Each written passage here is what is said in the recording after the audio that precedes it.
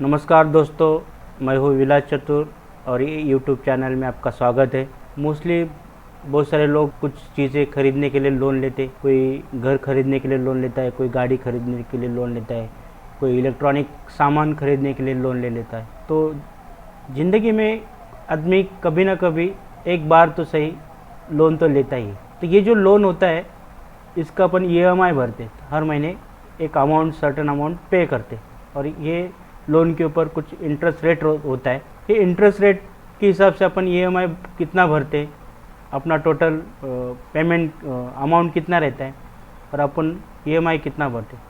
तो ये सब कैलकुलेशन करने के लिए एक्सेल में कुछ फार्मूलेज है, तो यही फार्मूले मैं आपको आज सिखाने वाला हूँ। जैसे मैं एग्जांपल तौर के ऊपर लिया होम लोन कैलकुलेटर। अब इसके जगह पे कार का लोन डाल सकते हैं, या कोई और कोई इलेक्ट्रॉनिक कुछ चीज़ें अपनी खरीदी रहेगी उसका भी लोन डाल सकते। तो आप EMI कितना भरते और उसमें आपका इंटरेस्ट कितना चला जाता है ये आप इजी कैलकुलेट कर सकते। मोस्टली ये तो ऑनलाइन अभी हर एक साइट के ऊपर ये कैलकुलेटर मिल जाता है।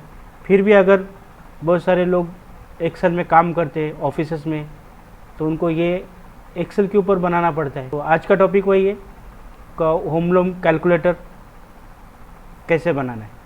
अभी मेरे स्क्रीन के ऊपर एक सीट मैंने बनाई है होम लोन कैलकुलेटर लिखा है।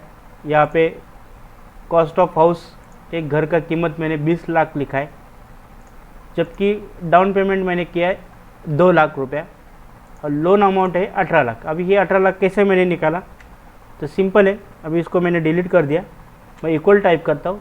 जो मेरा घर का कॉस्ट है, हाउस कॉस्ट ऑफ हाउस, इसको सिलेक्ट कर दिया, माइनस मैंने जो डाउन पेमेंट कर दिया है इसको मैंने सिलेक्ट कर दिया। फिर मेरा अमाउंट आ गया 18 लाख। जैसे 20 लाख में से 2 लाख चला गया, 18 लाख आ गया।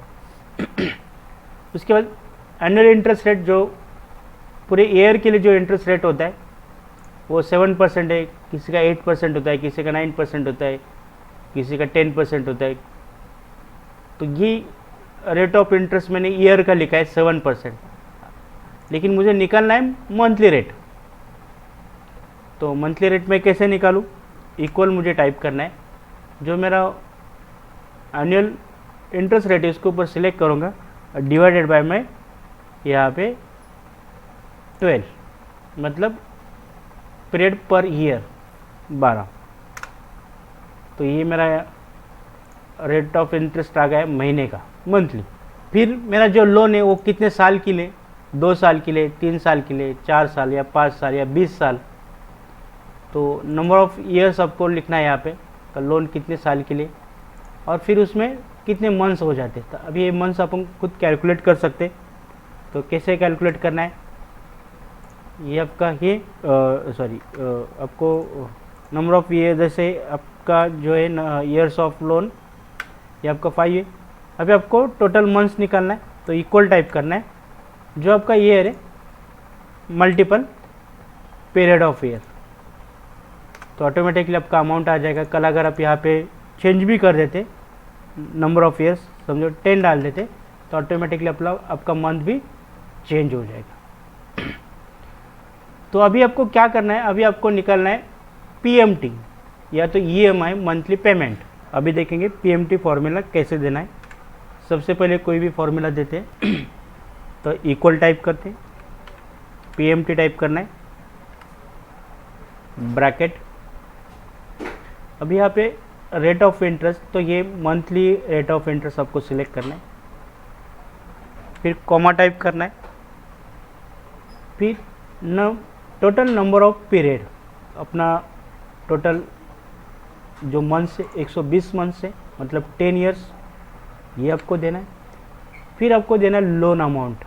तो ये लोन अमाउंट आप सिलेक्ट करोगे, इसके पहले आपको माइनस साइन देना है, क्योंकि आपका आंसर माइनस में आ जाएगा। तो आपको पहले माइनस साइन देना है और आपको ब्रैकेट कंप्लीट कर देना है। जैसे ब्रैकेट कंप्लीट करोगे तो आपको मंथली EMI आ जाएगा यहाँ पे 20,899 रुपये और 53 पैसा। तो इसी तरह से आप कोई भी लोन के ऊपर रेट ऑफ इंटरेस्ट डाल के उसका EMI निकाल सकते हैं। अभी हम एक्स्ट्रा कितना पैसा भर रहे हैं ये भी कैलकुलेट कर सकते हैं। जैसे इक्वल टाइप कर दिया मैंने, मेरा EMI इनटू ये मेरा नंबर ऑफ पीरियड है।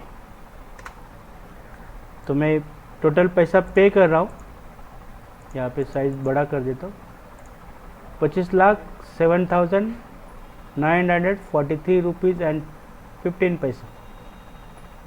मतलब करीबन मैं 10 साल में 5 लाख रुपए एक्स्ट्रा पे कर रहा हूँ। तो इसी तरह से loan calculator, home loan calculator आप बना सकते हैं और आप EMI निकाल सकते हैं, कब पर मंथ कितना EMI लगेगा।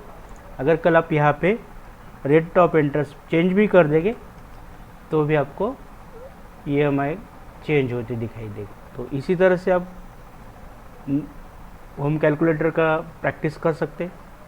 तब तक के लिए बाय बाय, जय हिंद, वंदे मातरम।